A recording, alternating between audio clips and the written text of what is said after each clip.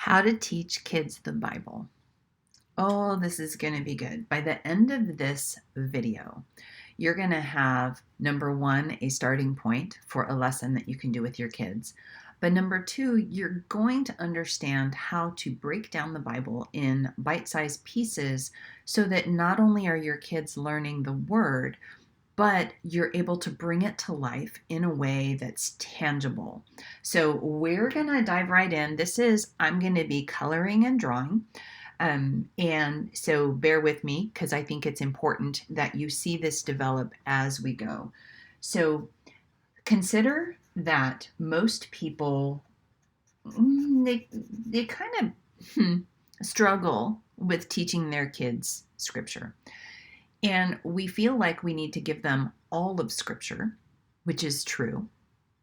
But then we squish their joy. We squish their curiosity.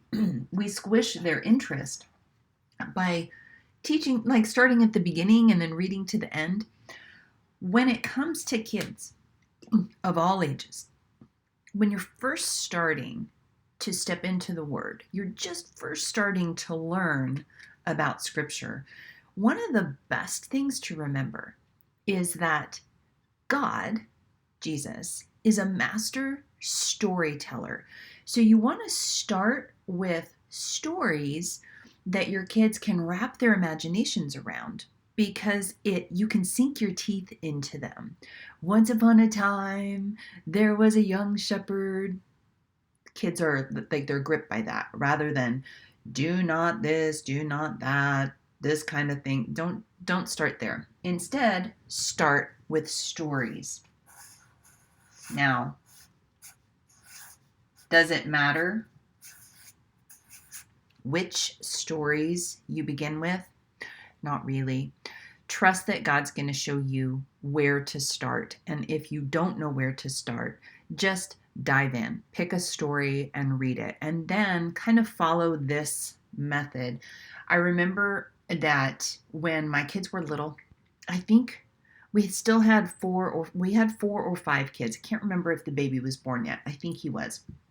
So we had, let's just say 5 kids around the table. It was summertime, and we bought the kids notebooks with blank paper. And every day after breakfast, we would sit at the kitchen table and we would work on a Bible verse together. And we would go through this type of thing for a week while we marinated in a story or an idea with the kids. So we would pick something out of Scripture and we would write it on the board. So this demonstration, this Bible study, is from 1 Timothy 5:18. Now, I'm not going to write it here on the actual poster, but imagine that you have a whiteboard or get a whiteboard or a big poster board, and right across the top, write the scripture.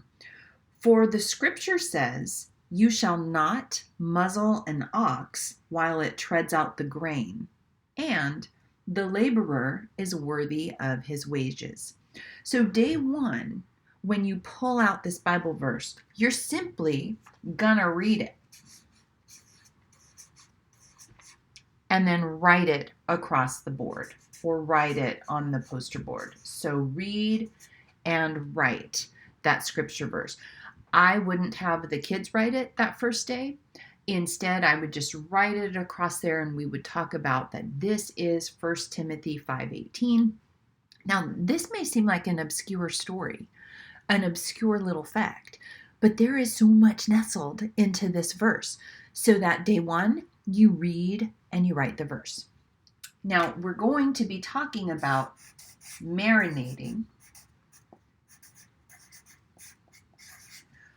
You're going to take God's word and you're going to read it, you're going to write it, and then you're going to revisit it day after day after day until you feel like it's almost like a milk cow at a dairy farm.